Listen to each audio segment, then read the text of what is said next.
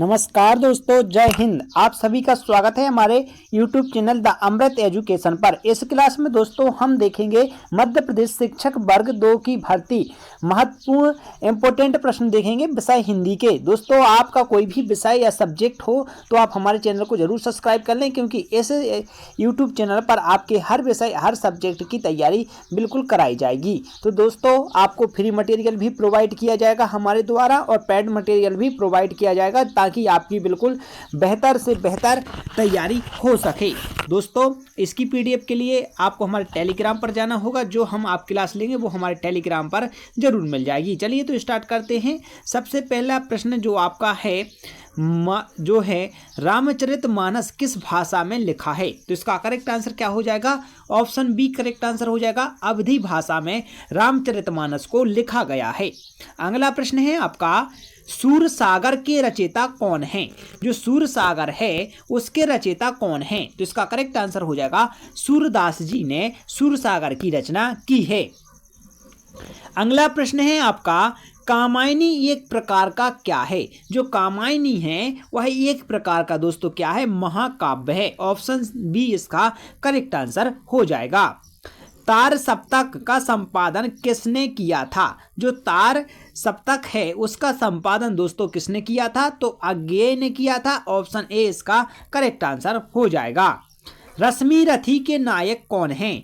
रश्मि रथी के नायक दोस्तों कर्ण हैं। ऑप्शन बी इसका करेक्ट आंसर हो जाएगा। सॉरी दोस्तों, कर्ण इसका करेक्ट आंसर है। मधुशाला की प्रमुख विशेषताएं क्या हैं? मधुशाला की प्रमुख विशेषता क्या है? तो इसका करेक्ट आंसर हो जाएगा श्रृंगार रस। क्या है दोस्तों? श्रृंगार रस। अगला प्रश्न है आपका महादेवी वर्मा को किस युग की कवियत्री माना जाता है?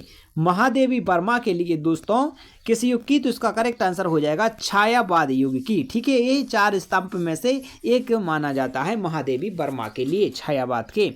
अगला प्रश्न है आपका तुलसीदास किस भक्ति पंथ से संबंधित हैं? जो तुलसीदास जी हैं वह दोस्तों राम भक्ति शाखा। ऑप्शन सी करेक्ट आंसर हो जाएगा। तुलसीदास ने रामचरितमानस की रचना की है, तो दोस्तों ये राम भक्ति शाखा से संबंधित हैं। साकेत के लेखक कौन हैं? साकेत के लेखक कौन है? तो इसका करेक्ट आंसर हो जाएगा Maithili Sharan Gupt. Option A correct answer है। निराला का असली नाम क्या था? दोस्तों निराला का असली नाम क्या था? तो इसका करेक्ट आंसर हो जाएगा सूर्यकांत। ऑप्शन बी इसका करेक्ट आंसर है सूर्यकांत त्रिपाठी निराला। अगला प्रश्न है दोस्तों गीतांजलि को नोबेल पुरस्कार कब मिला था?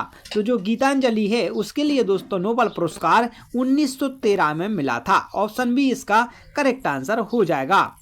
पद्मावत किस शैली में रचित है? तो दोस्तों जो पद्मावत है वह किस शैली में रचित है? तो वह है दोस्तों 12 का ऑप्शन डी करेक्ट आंसर हो जाएगा। दोहा चौपाई मिश्रित है जो पद्मावत है। अगला प्रश्न है आपका जागो फिर एक बार कविता के कवि कौन हैं? तो जागो फिर एक बार कविता के कवि तो दोस्तों ऑप्शन बी निराला जी हैं। ठीक है। अगला प्रश्न है आपका अंधा युग एक है। क्या है दोस्तों अंधा युग? तो एक नाटक है। ऑप्शन बी इसका करेक्ट आंसर हो जाएगा। अगला प्रश्न है आपका विद्यापति किस भाषा के कवि थे? जो विद्यापति थे वह किस भाषा के कवि थे? तो दोस्तों वह मैथिली भाषा के कवि थे। ऑप्शन बी इसका करेक्ट आंसर हो जाएगा। दोस्तों यदि आप अपनी तैयारी को और भी बेहतर बनाना चाहते हैं दोस्तों, आपका जो एग्जाम होगा हर विषय जो आप विषय का एग्जाम देंगे वह 100 नंबर का 100 क्वेश्चन उसमें से पूछे जाएंगे। तो दोस्तों हमने आपके हर विषय से संबंधित एक टेस्ट सीरीज बनाई है जो हमारे द अमृत एजुकेशन एप्लीकेशन पर मिलेगी, जिससे आप दोस्तों मॉक टेस्ट लगा सकते हैं, चैप्टर वाइज टेस्ट लगा सकते हैं, प्रोवाइस ईयर क्वेश्चन पेपर लगा सकते हैं। ऐसी सब सुविधा से लेस दोस्तों टेस्ट सीरीज आपको हर विषय की अलग अलग टेस्ट सीरीज आपको प्रोवाइड की जा रही है द अमृत एजुकेशन एप्लीकेशन पर। तो बिल्कुल भी ना चूकिए, अपनी तैयारी को बेहतर बनाइए। जाइए जल्दी से परचेस कीजिएगा। जो टेस्ट सीरीज है वो आपकी उपलब्ध है, लिंक डिस्क्रिप्शन में है। पंथ को किस विषय में सबसे अधिक रुचि थी? तो पंथ के लिए दोस्तों इसका करेक्ट आंसर हो जाएगा प्रकृति का चित्रण करने में। अगला प्रश्न है आपका छायावाद के 4 प्रमुख स्तंभ कौन हैं? तो दोस्तों हमने पहले बताया था कि छायावाद के 4 प्रमुख स्तंभ हैं प्रसाद, पंत, निराला और महादेवी। तो ये 4 स्तंभ माने जाते हैं छायावाद के, आप याद रख लीजिएगा, स्क्रीनशॉट ले लीजिएगा, बहुत ही इंपॉर्टेंट है। काव्य का प्रमुख उद्देश्य क्या है? तो दोस्तों काव्य का प्रमुख उद्देश्य है रस की निष्पत्ति करना। ठीक है, ऑप्शन सी इसका करेक्ट आंसर है। रस को श्रेष्ठ रस माना जाता है। किस रस के लिए श्रेष्ठ रस माना जाता है? तो ऑप्शन इसका करेक्ट आंसर हो जाएगा, ऑप्शन डी करेक्ट आंसर है, शांति रस के लिए। अगला प्रश्न है आपका, भक्ति काल का प्रमुख विषय क्या था? तो ईश्वर की भक्ति करना भक्ति काल का प्रमुख विषय था। कबीर किस पंथ के कवि माने जाते हैं? जो कबीर हैं वह किस पंथ के कवि माने जाते थे? तो इसका करेक्ट आंसर हो जाएगा निर्गुण धारा के, ऑप्शन सी करेक्ट आंसर हो जाएगा। मीरा के भजन किस भाषा में अधिक मिलते हैं? अधिक की बात पूछी जा रही है, तो इसका करेक्ट आंसर हो जाएगा ब्रज भाषा में सबसे अधिक देखने को मिलते हैं। गीति काव्य का उद्देश्य होता है, तो गीति काव्य का क्या उद्देश्य होता है? तो इसका करेक्ट आंसर हो जाएगा ऑप्शन सी भावनाओं की अभिव्यक्ति करना। अगला प्रश्न है आपका, प्रसाद का प्रमुख महाकाव्य कौन सा है? प्रसाद का जो प्रमुख महाकाव्य है दोस्तों वह कौन सा है? तो इसका करेक्ट आंसर हो जाएगा Kamayani, option C correct answer. Dinkar को किस नाम से जाना जाता है? तो दिनकर के लिए दोस्तों किस नाम से जाना जाता है? तो राष्ट्रकवि के नाम से जाना जाता है, ऑप्शन बी इसका करेक्ट आंसर हो जाएगा। अगला प्रश्न है आपका, हिंदी गद्य का आरंभ कब से माना जाता है? तो हिंदी गद्य का आरंभ दोस्तों कब से माना जाता है? तो ऑप्शन सी 15वीं शताब्दी से माना जाता है। अगला प्रश्न है आपका, हिंदी गद्य के प्रथम रचनाकार कौन माने जाते हैं? तो हिंदी गद्य के प्रमुख रचनाकार भारतेंदु हरिश्चंद्र के लिए माना जाता है। दोस्तों यदि आप इस विषय की पीडीएफ चाहते हैं हिंदी विषय की, तो आपको हमारे टेलीग्राम को सब्सक्राइब करना होगा, लिंक डिस्क्रिप्शन में है, जाइए ज्वाइन कीजिएगा और पीडीएफ विथ आंसर सहित डाउनलोड कर लीजिएगा। बालकृष्ण भट्ट किस विधा के प्रमुख लेखक थे? तो बालकृष्ण भट्ट दोस्तों किस विधा के? तो यह निबंध विधा के लेखक थे। अगला प्रश्न है आपका, सत्यार्थ प्रकाश किसकी रचना है?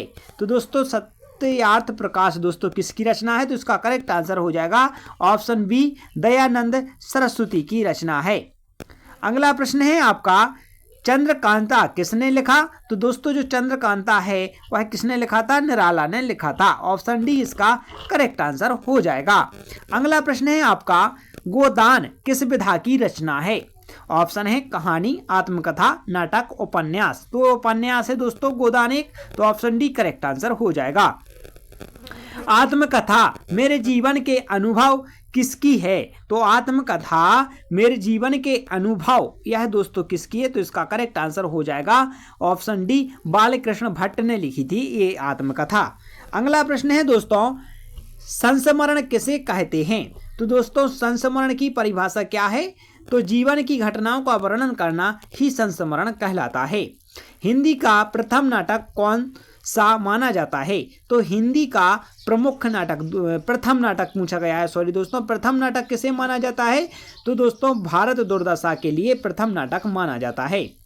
कथा शब्द किस विधा का पर्याय है?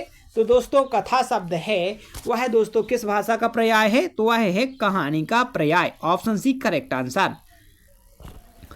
अगला प्रश्न है दोस्तों, हिंदी में उपन्यास लेखन की शुरुआत कब मानी जाती है? तो हिंदी में उपन्यास लेखन की शुरुआत 1882 से मानी जाती है, ऑप्शन सी इसका करेक्ट आंसर हो जाएगा। 37वां प्रश्न देखेंगे, प्रेमचंद्र का मूल नाम क्या था? तो दोस्तों क्या था? तो इसका करेक्ट आंसर है धनपत राय प्रेमचंद्र का मूल नाम था। अगला प्रश्न है आपका, सामाजिक उपन्यास का प्रमुख उद्देश्य क्या होता है? तो जो सामाजिक उपन्यास है दोस्तों इसका प्रमुख उद्देश्य होता है सामाजिक समस्याओं का प्रस्तुतिकरण। अगला प्रश्न है आपका, करबला एक है, करबला क्या है? तो दोस्तों करबला एक प्रकार का क्या है? एक नाटक है, ऑप्शन ए करेक्ट आंसर हो जाएगा। आत्मकथा किसे कहते हैं? तो आत्मकथा दोस्तों किसे कहा जाता है? तो इसका करेक्ट आंसर हो जाएगा स्वयं के जीवन का वर्णन करना। यात्रा वृत्तांत में क्या वर्णित होता है? तो यात्रा वृत्तांत में दोस्तों क्या वर्णित होता है? तो इसका करेक्ट आंसर हो जाएगा ऑप्शन सी, यात्रा का अनुभव। अगला प्रश्न है आपका, हिंदी का प्रथम उपन्यास कौन सा है? तो हिंदी का प्रथम उपन्यास दोस्तों कौन सा है? तो इसका करेक्ट आंसर हो जाएगा परीक्षा गुरु। ठीक है, गुरु परीक्षा, ऐसा कुछ इसमें होगा। ठीक है, तो ऑप्शन सी इसका करेक्ट आंसर हो जाएगा। निबंध किस विधा का अंग है? ये कमेंट करके आपको आंसर बताना है। 43 का सही आंसर कमेंट करके जरूर बताएं कि निबंध किस विधा का अंग है। भारतीय हिंदू युग की किस विधा की शुरुआत करता है? तो भारतीय हिंदू युग दोस्तों किस विधा की शुरुआत करता है? तो इसका करेक्ट आंसर हो जाएगा नाटक और निबंध की शुरुआत की थी। हिंदी कहानी का जनक किसे कहा जाता है? तो दोस्तों हिंदी कहानी का जनक दोस्तों मुंशी प्रेमचंद्र के लिए कहा जाता है। ऑप्शन ए करेक्ट आंसर हो जाएगा। प्रेमचंद्र की पहली कहानी कौन सी थी? तो प्रेमचंद्र की पहली कहानी थी दोस्तों पंच परमेश्वर। ऑप्शन बी इसका करेक्ट आंसर हो जाएगा। अगला प्रश्न है आपका, निबंध किस शैली में होता है? तो दोस्तों जो निबंध होता है वह होता है विचारात्मक शैली में। ऑप्शन डी इसका करेक्ट आंसर हो जाएगा। अंधेर नगरी किसने लिखी? तो दोस्तों जो अंधेर नगरी है यह किसने लिखी थी? तो इसका करेक्ट आंसर हो जाएगा भारतीय हिंदू ने लिखी थी। मेरे पिता किसकी आत्मकथा है? तो दोस्तों जो मेरे पिता है वह आत्मकथा है। ऑप्शन इसका करेक्ट आंसर क्या हो जाएगा? ऑप्शन ए करेक्ट आंसर हो जाएगा महादेवी वर्मा की ये आत्मकथा है। किसकी है दोस्तों ये आत्मकथा? ये आत्मकथा है दोस्तों महादेवी वर्मा की। अगला प्रश्न है आपका, हिंदी का प्रथम कहानी संग्रह कौन सा है? तो हिंदी का प्रथम कहानी संग्रह है सोजे वतन। अगला प्रश्न है आपका, कफन कहानी किसका चित्रण है? कफन कहानी दोस्तों किसका गरीबी और मर्म का चित्रण है। ऑप्शन सी इसका करेक्ट आंसर हो जाएगा। प्रेमचंद्र ने किस आंदोलन में भाग लिया था? तो प्रेमचंद्र ने असहयोग आंदोलन में भाग लिया था। ऑप्शन बी इसका करेक्ट आंसर हो जाएगा। भोला राम का जीव किसकी रचना है? तो दोस्तों भोला राम जीव परसाई की रचना है। ठीक है, ऑप्शन बी इसका करेक्ट आंसर हो जाएगा।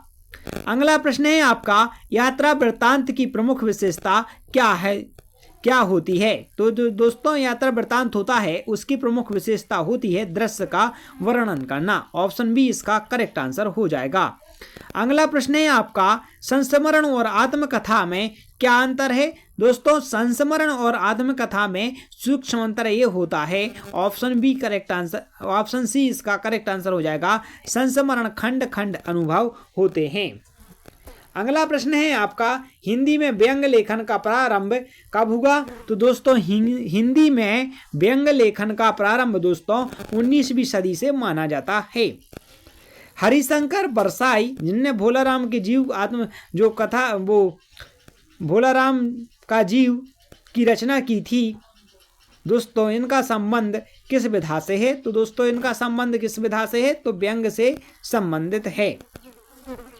रंगभूमि उपन्यास के नायक कौन है? तो जो रचयिता कौन है रंगभूमि के? तो इसका करेक्ट आंसर हो जाएगा ऑप्शन ए सूरदास। अगला प्रश्न है आपका, सेवा सदन किसका उपन्यास है? तो सेवा सदन दोस्तों किसका उपन्यास है? इसका करेक्ट आंसर हो जाएगा प्रेमचंद्र का उपन्यास है।